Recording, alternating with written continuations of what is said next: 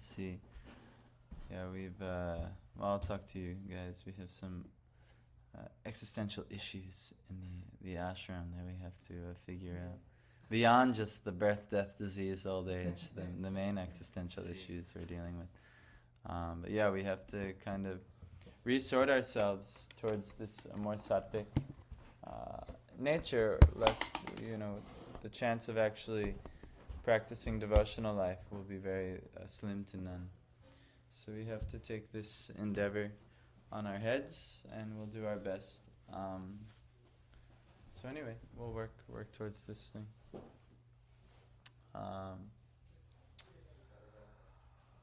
All right.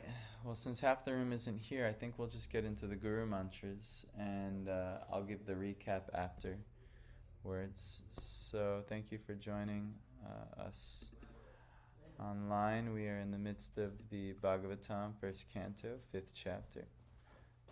We'll do some prayers here.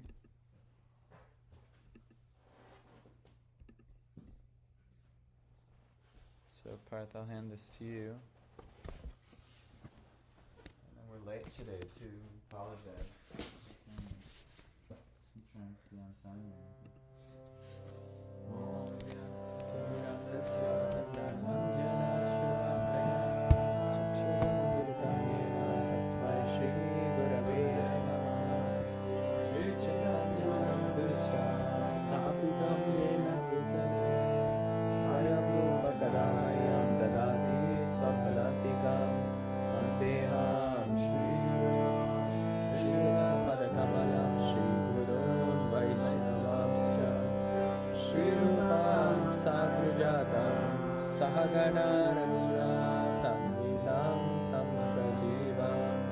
Sadvaitam Savadutam Parijana Sahitam Krishna Chaitanya Deva Shri Radha Krishna Sadhana Lalita Shri Vishakanitamscha He Krishna Karuna Sindho Dina Bandho Jagatpate Gopesha Gopika Kanta Radha Kanta Namostute Kanta Kanchana Gaurangi Radhe Vrindavaneshwari Vrishabhanusute Devi Pranamami Hare Priye Vachakalpatarubhyascha Kripasindhubhyaevacha Patitanam Pavanebhyo Vaishnavebhyo Namo Namaha Jai Shri Krishna Chaitanya Prabhu Nityananda Shri Advaita Gadadhara Srivasadi Gaura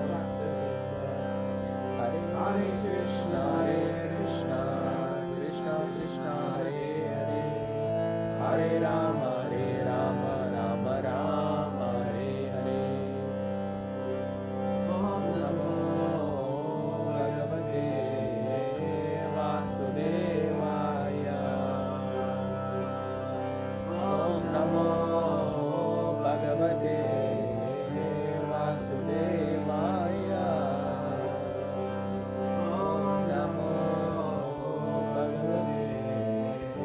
Vasudevaya. Narayanam namaskritya naram chaiva narottama devim saraswatim vyasam tato jayam udiraye. Before reciting the Srimad Bhagavatam, which is the very means of conquest, one should offer respectful obeisances unto the personality of God and Narayana, unto Narayana Rishi, the supermost human being, unto Mother Saraswati, the goddess of learning, and unto Srila Vyasadeva, the author.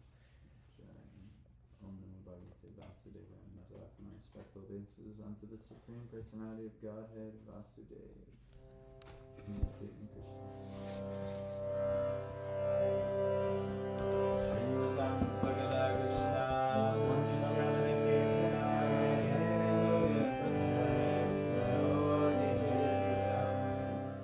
Sri Krishna, the personality of Godhead, who is Paramatma in everyone's heart and benefactor of truthful devotee, cleanses the desire for material enjoyment from the heart of the devotee, who has developed the urge to hear his messages, which are in themselves virtuous when properly heard and chanted. Jai.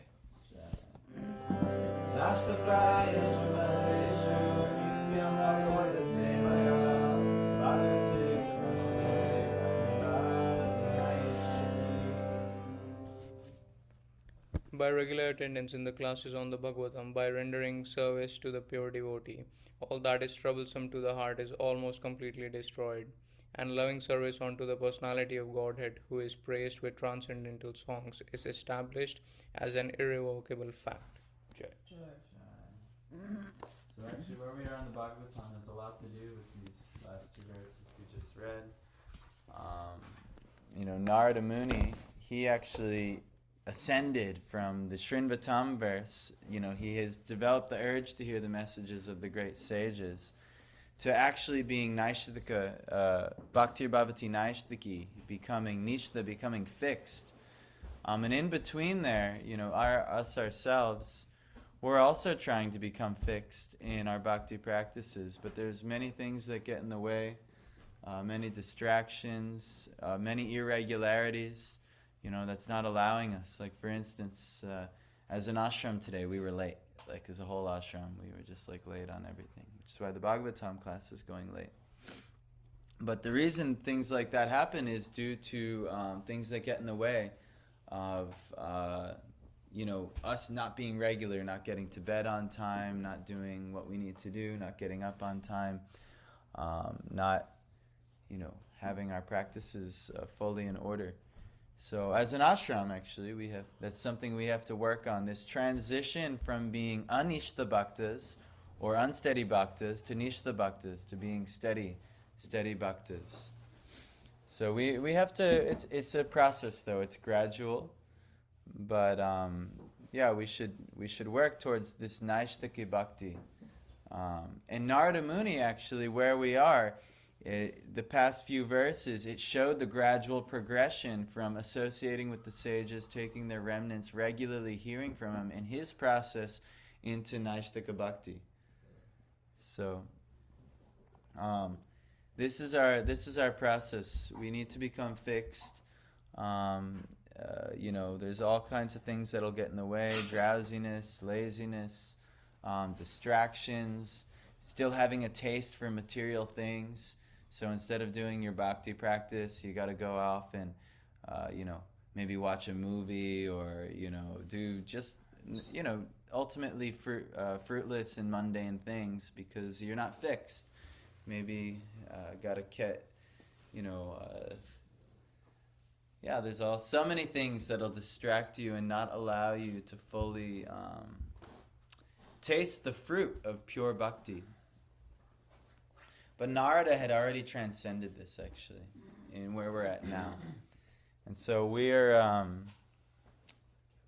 Narada's explaining to Vyas his past, how he got so fixed in pure bhakti, and how this benefited him so greatly. And so he's trying to inspire Vyasadeva.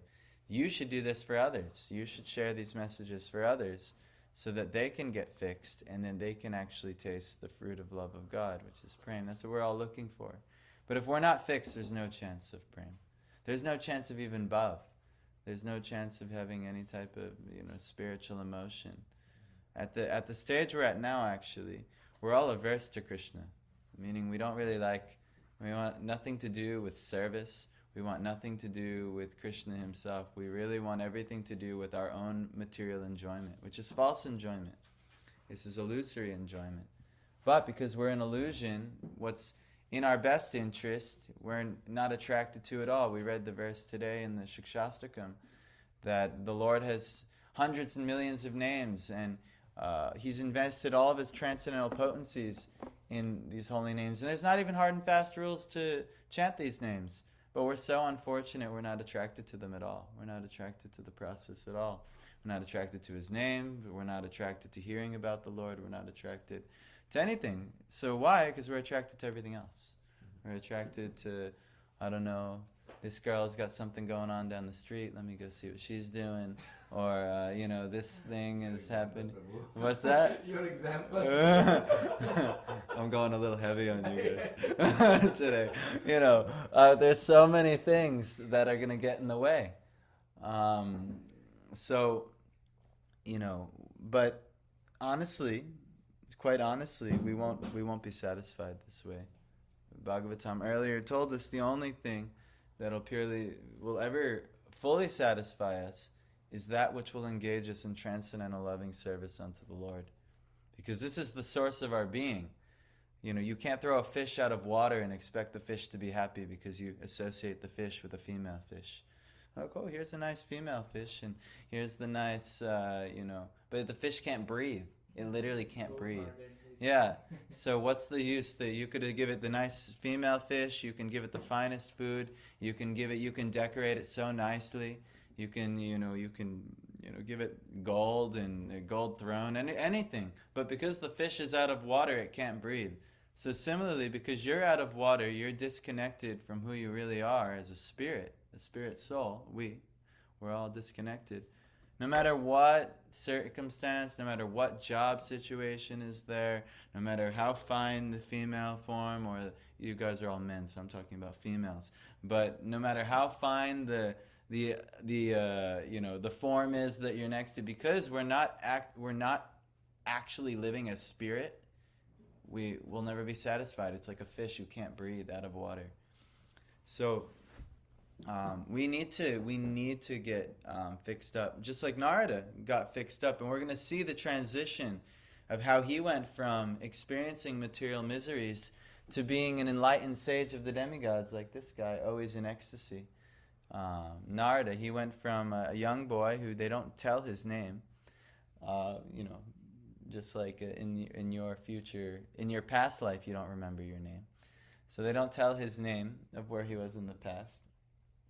But he then became the sage of the demigods, always blissful in ecstasy. It's a process. I get it. Trust me, I get it probably better than most, because I'm also going through the process.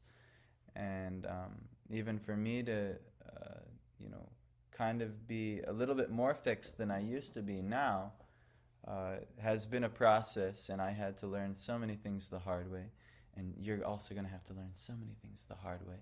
Unfortunately, because, we don't just believe in our best. I didn't read the Bhagavatam, and I was like, yes, I'm going to follow every single thing that this thing recommends. I didn't do that at first.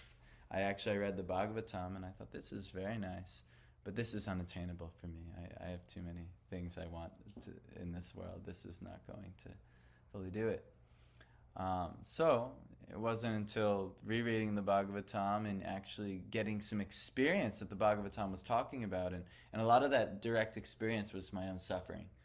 And it wasn't until a lot of suffering, and then I realized, oh, okay, yeah, this is actually correct, and I'm in trouble if I don't actually, So this is why we do Vaidhi Bhakti. This is why we have regulations, and we follow all these rules, and, the deity worship, we rise and we try and worship around the same time every day, and so on. Because this is actually going to help regulate us and actually get a relationship with the Lord. Because at first we have to fear the Lord a little bit. It's not all pure love. We know nothing of love. We're in ignorance, and all we know is lust at this moment, unfortunately. So it's a little healthy in the beginning to have fear of the Lord, that I'll be chastised lovingly if I don't do my services properly, or if I don't, everyone's being chastised in this material world. Birth, death, disease, old age is a chastisement of sorts. It's not pleasant for anybody. Nobody is enjoying the process of death.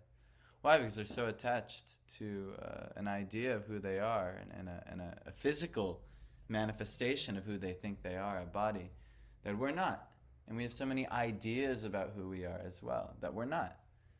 And yet So Narada, he's going through this process right now. The sages are enlightening him word by word, giving him the instructions of the Bhagavatam. The Vedas in that time also exist. They were Vedantists, so they understood the conclusions of the Vedas. But even this is a different universal time period. This is in a different universe, and still, these things are eternal. So this is happening. We have to also learn from the Vedantists, one who understands the conclusions of knowledge.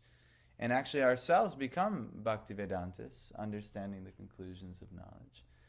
And then there's a chance that one, we can be happy, which is our first self-interest, but then two, we can actually be engaged in our spiritual constitution, our actual natural identity as a soul, and that's to be in transcendental relationship in service with the Lord. And that we realize giving the Lord pleasure and the Lord's devotees pleasure will give us far more pleasure than anything we try and secure for ourselves. So we're learning. I'm learning every day, a little bit more and more, and now you guys have to learn along with me. At least for now, until Krishna either kicks you out or entices you out. Whatever he does will be. Both will be His mercy. Yes, well, all will be His mercy, but sometimes it's hard mercy. So we have to. What's that? Tough love. Tough love. Oh yeah. boy. Yes. I had a lot of tough love. I had really good association, and I took it for granted, and I put my own mundane perceptions on what was happening spiritually for me, and I took the devotees for granted. And when we do that, actually, some offense may happen. You hear that mouse wander? He's trapped in that bucket. Yesterday one kissed Rishi also. Yes, we caught one in the bucket. Yeah. You hear him? There was one in the bathroom yesterday. Yeah, in the bathroom. And he kissed Rishi. He kissed you. Yeah.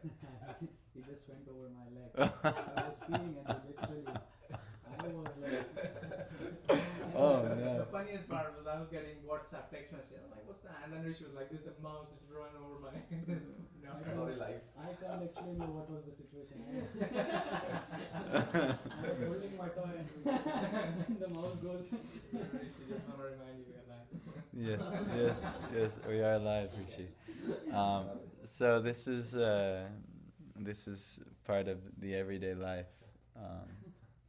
The mouse is also going. We're in good fortune that we're not in the mouse's body, but the mouse is also a spirit soul in the illusion and ignorance of this world. But we have the good fortune to actually be human, and then with human we can understand Veda or knowledge. And then with Veda, we can understand the Vedanta, the end, the conclusion of the knowledge. And that will begin where our real spiritual life can be revealed, but it can't be until we become fixed. So we're doing this. This is fixed every day. We're doing like this. But we got to fix some of the other parts of our day too. I have a question. And Yes. just like out of curiosity, let's say the mouse is in this house, and when we read like Bhagavatam or when we do something, and they hear in their body and everything. Yes. Is it not possible that makes their next birth more favorable? Oh, absolutely. It's guaranteed that their next birth is more favorable. Just once hearing the Maha Mantra, the names of Krishna or Ram or Supreme Lord, Hari, Vishnu, any transcendental name, any transcendental vibration, that's actually said to be the only thing that catapults the living entity forward, is spiritual advancement that it makes. So the only way that one gets a more favorable situation and is by whatever spiritual mercy it's received in that lifetime. Like some transcendental sage can look upon an animal favorably, and that will direct that animal in a nice, the soul within that animal towards a nicer situation. So this mouse is quite fortunate. He's trapped in that bucket over there, and he hears all our chanting, and he's probably quite scared. But it's a little bit of tough love for him. You might get trapped in the material world in a certain situation. Trust me, I don't want to scare you all, but you're all in the precincts for Grahastha life. It's probably, you're all destined for Grahastha life, it looks like, as of right now. You're very all career oriented, you're going to be dealing with money.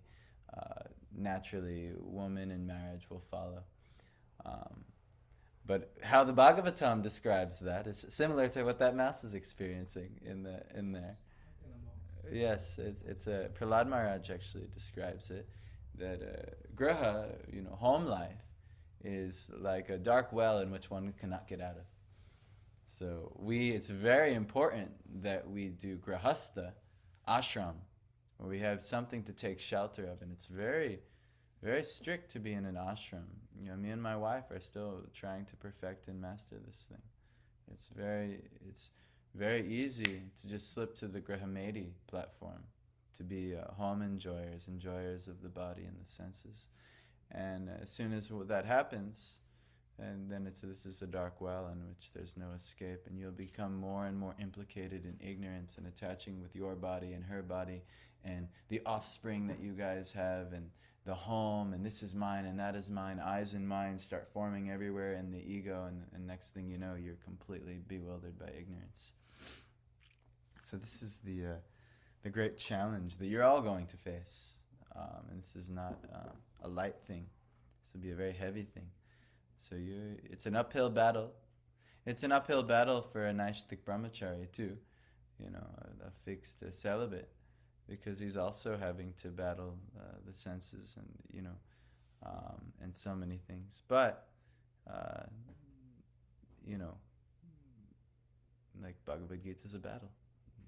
The battle to control the senses, a battle to be fixed in truth, the battle to be to understand who we really are and actually apply and live by that, and not get swept away by the asat sangha.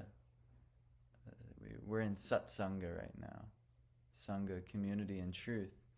But asat sangha is the majority, and once we get swept in it, maybe through our job, our coworkers, relationships, family, relatives, next thing you know, we will be in asat as well. And in asat is a very miserable. Asat means falsity. In asat sangha, we'll be the only destination is misery. If everyone knew who they really were, we could all be blissful. If everyone knew who the Lord was in our relationship, we could all be blissful. But we don't. And so we are undergoing 3 types of miseries in this world due to our ignorance. So anyway, this is I'm sorry I'm giving like a lecture. We're not even reading Bhagavatam. But my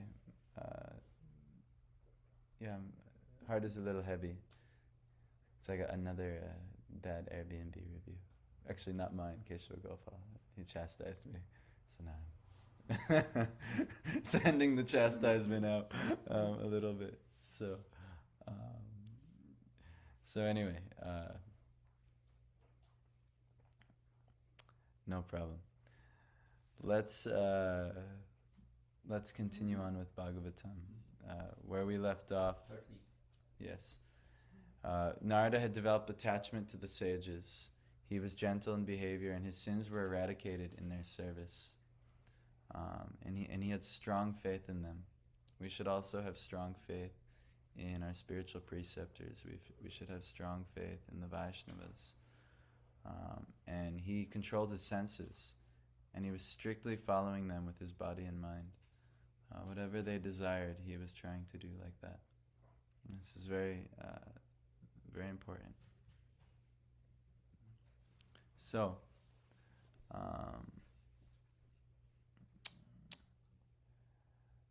and he always had the opportunity to hear from them and to please them. And, you have to also understand that Krishna is completely conquered by his devotees.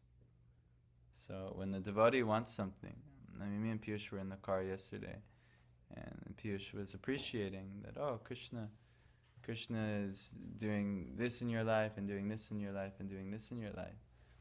And I was also reflecting a little bit, like, yeah, he did do that. There's all those things in my life. But the only things he does in my life are things that are pure and pleasing to my spiritual preceptors. When I'm engaged in an activity that's pure and pleasing to my spiritual masters and spiritual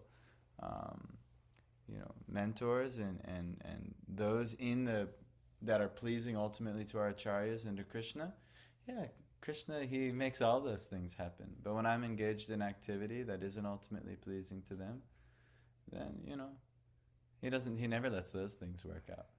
So, Piyush was appreciating, like, wow, this thing is happening, this thing is happening, and it's just like, oh, these are only the fruits of actually me doing some bhakti sometimes, doing something, then the result can come, and a nice thing can happen. But if I do things that are nonsense, then they will not happen. Krishna will have to deprive me so that I can become more humble and become actually more eager for him and that which is actually beneficial for me and him and the devotees.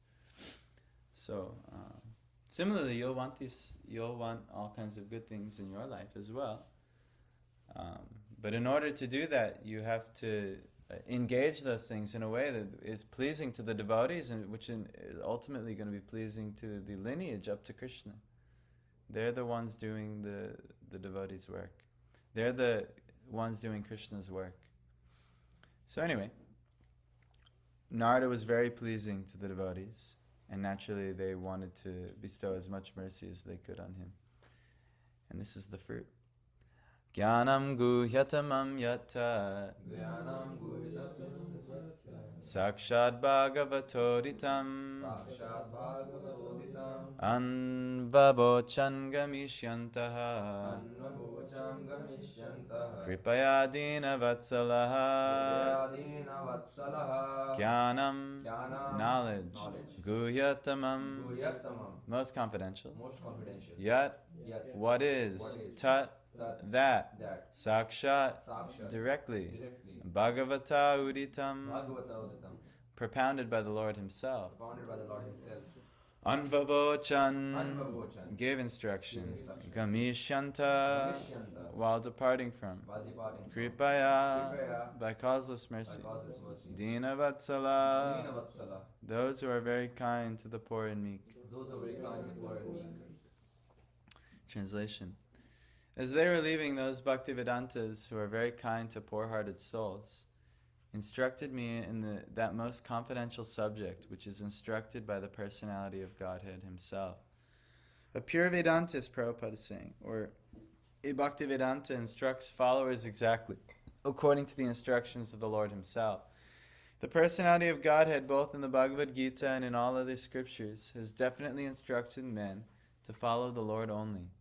The Lord is the creator, maintainer, and annihilator of everything.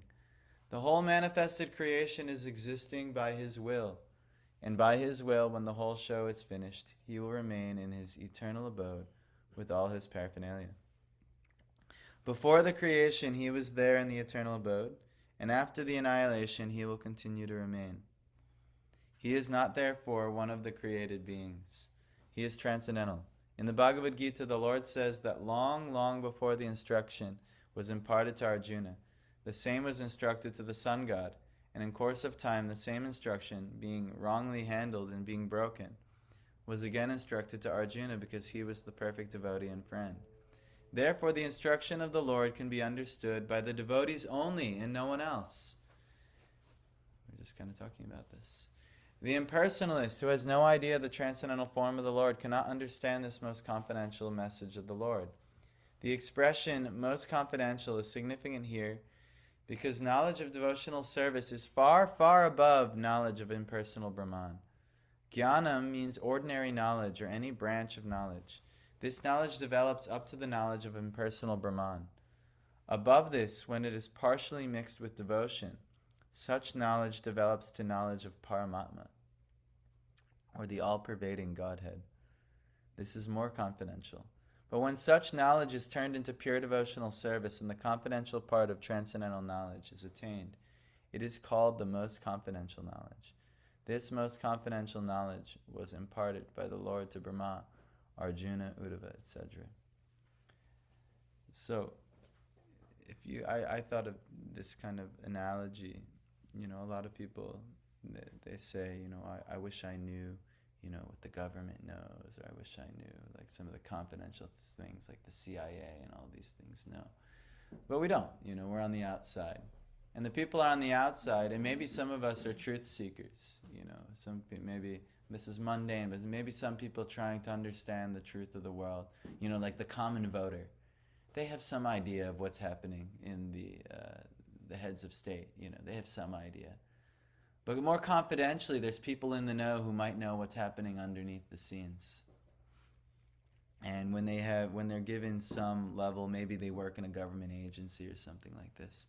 So basic knowledge, of the absolute, of spirit, is like Brahman, the impersonal knowledge, that the world is spirit, that everything around us is spirit, that the Lord, the spirit is infinite, and so many. This is like impersonal Brahman knowledge. All things are one.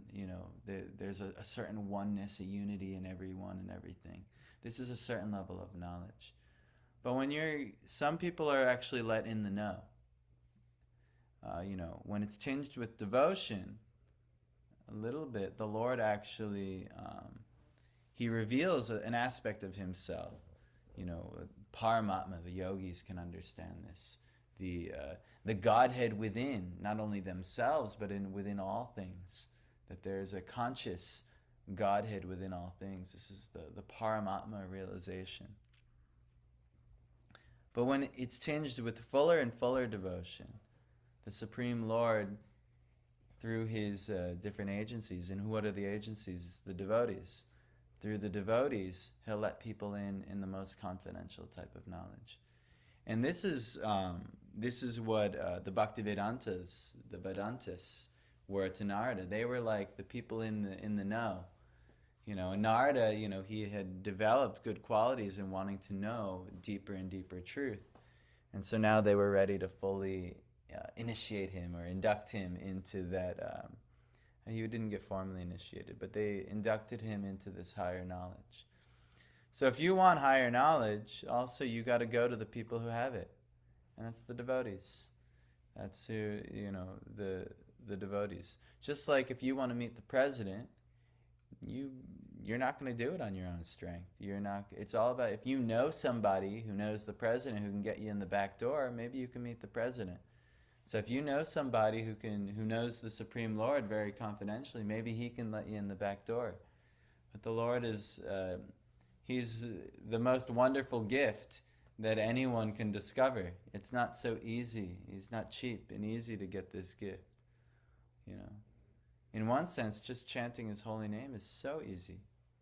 But if you don't know the glories of the holy name, if you don't know the glories of the Lord, if you don't know some of the confidential messages and instructions of the Lord, you'll become an offender to that holy name. And actually we all are offenders to the names of God. We're all offenders to the Lord in one way or another. But there's a process, and some devotees can actually, how do you overcome these offenses? We chant 10 offenses in the holy. There's so many obstacles to our establishing love or praying for the Lord. How do you actually overcome these things? Only the devotees can reveal the secrets on how to do it. There's a process. There's a process on how to do it. It starts in, you have some faith. All right, I want to go see, I want to hear from these people. I want to hear these things. Associating with the Bhagavatam as well, associating with the devotees, the propounders of truth. You have some faith. And then you associate with devotees and they teach you certain things. All right. This spiritual activity you can do. You can rise early, you can chant japa, you can do deity worship. This is called bhajana kriya. But then, over time and in more association with devotees, then eventually you can work towards getting initiated, finding a guru, finding mentorship, all these things, continuing your bhajana kriya practice. And then becoming somehow fixed in your bhajana kriya, naishtik bhakti. But there's so many, in between there's so many pitfalls, there's so many distractions. We get lazy, we create offenses, we become mundane, we have many mundane tastes and material attachments that, ultimately get in the way. And we might never actually get to that fixed place. Most don't get to that fixed place. There's thousands upon thousands of devotees. Krishna says this in Bhagavad Gita, among thousands of perfected beings, only one knows me in truth. And he talks about how the tears, thousands of beings, and only one gets some knowledge of me, and thousands of ones who get some knowledge of me, and only one has reached a level of perfection, and thousands who have reached perfection, a certain level of perfection, but only one knows him in truth. So it's very rare. He only discloses himself to the devotee in very rare circumstances, and there's a process. So we should become very submissive to the process and eager for the process, to follow the process. So Narada did this. He may have done it unknowingly out of affection for these great sages he was serving and his own good qualifications. And then they were ready to bestow their mercy upon him. And he was sincere. So let's see what happens. Yenaevaham bhagavato vasudevasya vedasaha mayanubhavamavidam yena gachanti tatpadam yena, by which, eva, certainly, aham, I, bhagavata, of the personality of Godhead, vasudevasya, of Lord Sri Krishna, vedasaha, of the Supreme Creator, maya, energy, anubhavam, influence, avidam, easily understood, yena, by which, gachanti, they go, tatpadam, at the lotus feet of the Lord. By that confidential knowledge, I could understand clearly the influence of the energy of Lord Sri Krishna, the Creator. This is Vasudevasya, of Vasudev, the Creator, maintainer, and annihilator of everything. By knowing that, one can return to Him and personally meet Him. So this is very nice. Purport. By devotional service or by the most confidential knowledge, one can understand very easily how the different energies of the Lord are working. One part of the energy is manifesting the material world. The other superior part of his energy is manifesting the spiritual world.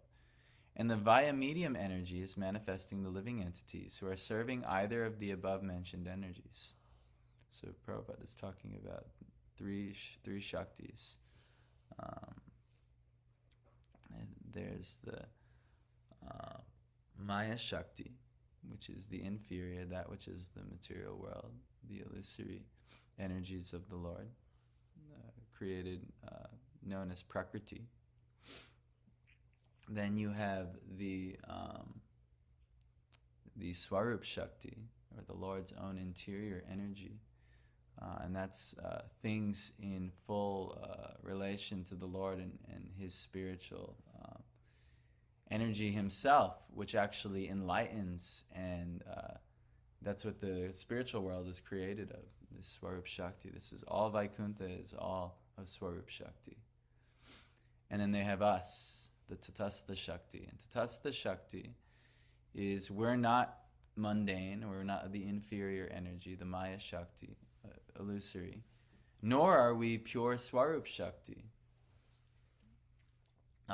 Well, we are actually of this Swarup Shakti, but we're so small, so infinitesimal, that our little piece of Swarup Shakti that we are, our soul, can be covered by whatever energy we associate with. So say we associate with the Swarup Shakti. That means devotees in spiritual practice, the Bhagavatam, the holy names of the Lord, hearing the pastimes of the Lord. There's so many things that are portals to the Swarup Shakti, and that's what the devotee, the confidential secret the devotees have, is this will help you. Associate with this thing, please.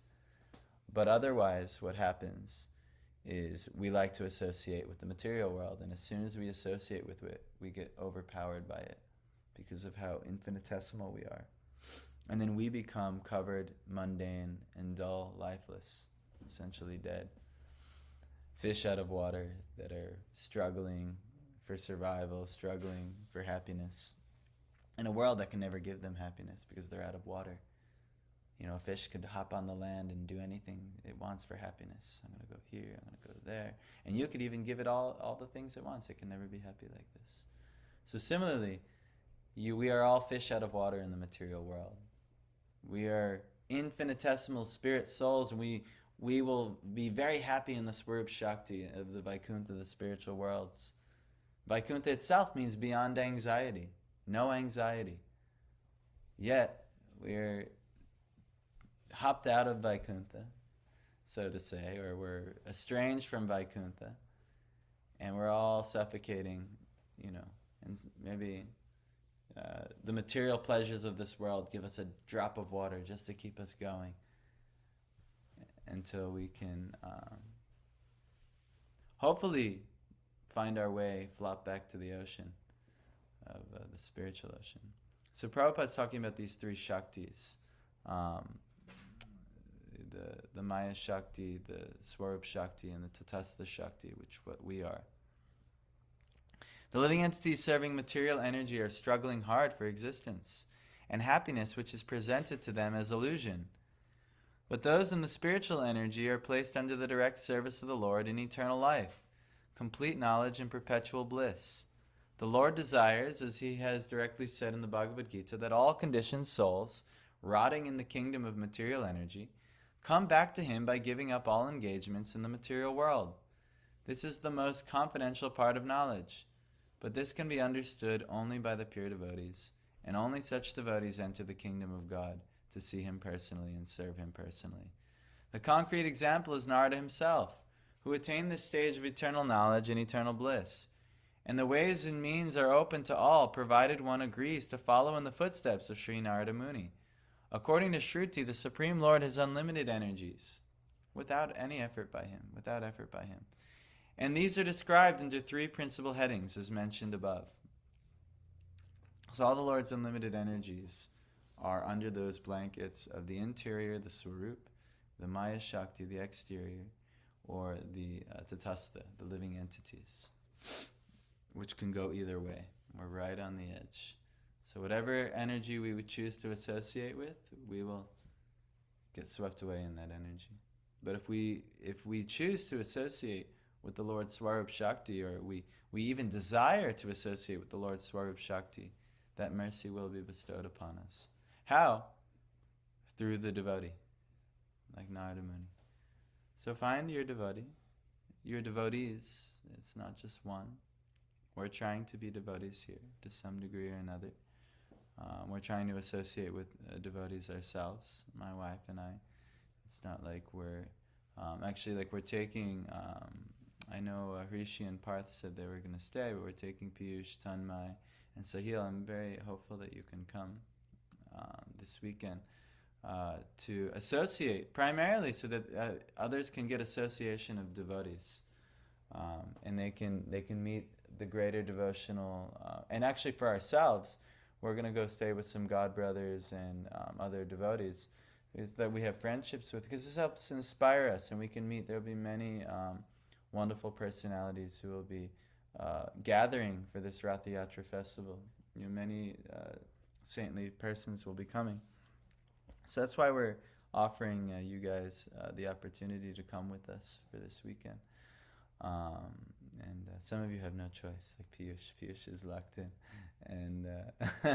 and Tanmay is locked in already.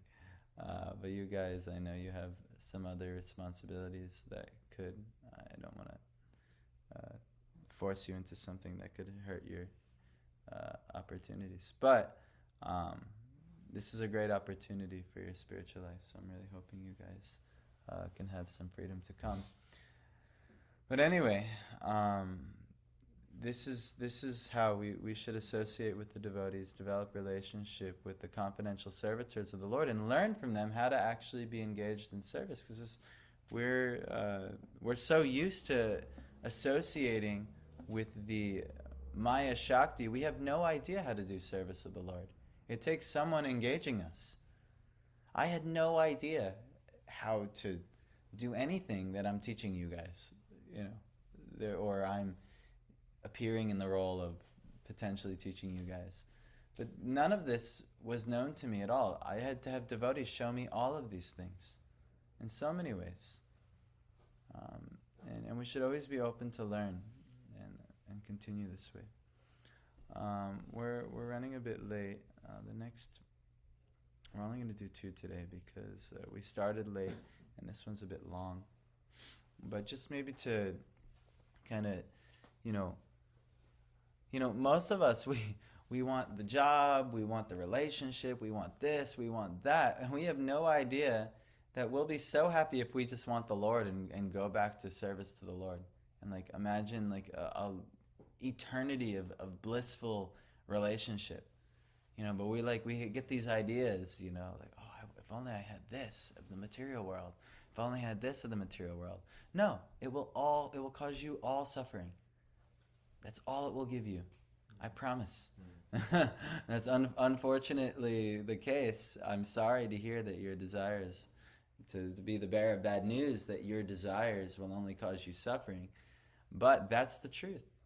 That the material desires and the material things of this world, doesn't matter whether you're a famous musician or a famous athlete or a billionaire or the top antenna maker in all of the East Coast, or it doesn't matter. All of that will cause only misery. Or the finest technician at Tesla, or the finest. I'm not exactly sure what you do, so but the finest data analyst or whatever thing. It doesn't matter. It doesn't matter. It will all cause us suffering in this material world.